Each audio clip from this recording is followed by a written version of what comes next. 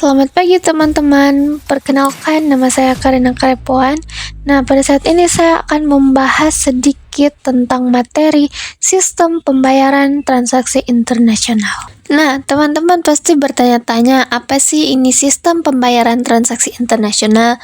Nah, sistem transaksi internasional atau bisa disebut juga dengan sistem pembayaran internasional ini adalah pembayaran atas transaksi yang dilakukan oleh negara-negara yang terlibat dalam perdagangan internasional yang berdasarkan kesepakatan yang telah dirundingkan sebelumnya.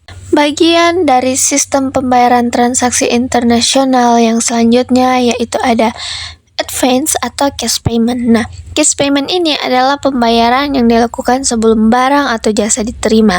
Biasanya digunakan untuk uang muka pembelian, bisa juga down payment proyek, reservasi atau booking, serta pembayaran awal sebelum pekerjaan dimulai.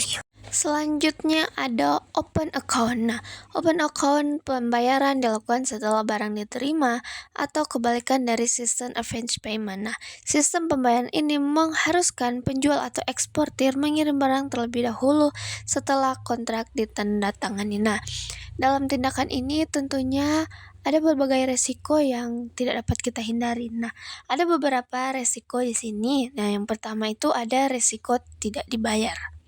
Nah, penjual bisa mengalami kerugian jika pembeli gagal atau menolak membayar, baik karena kendala finansial mereka atau mereka sengaja dan menunda atau juga bisa bangkrut. Nah, yang kedua ada risiko keterlambatan pembayaran. Pembeli mungkin menunda pembayaran melebihi jatuh tempo. Nah, ini dapat mengganggu arus kas dari penjual.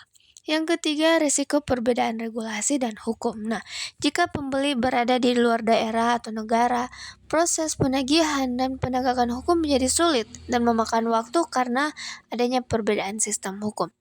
Dan risiko yang terakhir yaitu risiko keamanan pengiriman barang.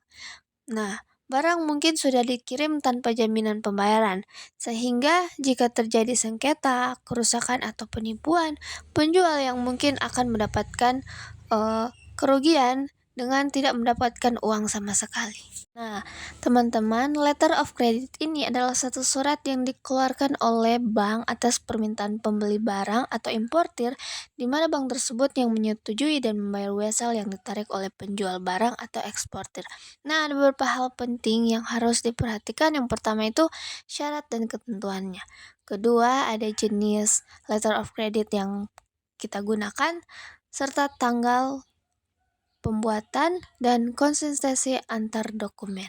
Pembahasan yang selanjutnya yaitu ada commercial bills of exchange. Nah, commercial bills of exchange ini adalah wesel dagang yang digunakan dalam transaksi perdagangan, baik domestik maupun internasional. Ini merupakan instrumen pembayaran dan kredit jangka pendek di mana pihak penjual atau drawer menerbitkan wesel kepada pembeli yang berisi perintah tertulis untuk membayar sejumlah uang pada waktu tertentu. Dan bagian yang terakhir adalah collection. Nah, collection ini teman-teman adalah metode pembayaran nasional di mana bank hanya berperan sebagai perantara untuk menagihkan pembayaran di pembeli kepada penjual berdasarkan dokumen.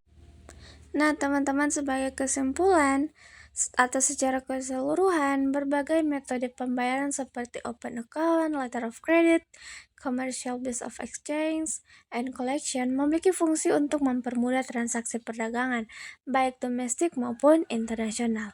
Open account memberikan kemudahan bagi pembeli, namun beresiko juga bagi penjual. Letter of credit memberikan keamanan karena bank menjamin pembayaran. Commercial bills memungkinkan pembayaran tertunda dengan bukti utang resmi. Dan collection mempermudah penagihan dokumen menjadi tanpa jamin bank. Sekian pembahasan dari saya tentang sistem pembayaran transaksi internasional. Terima kasih.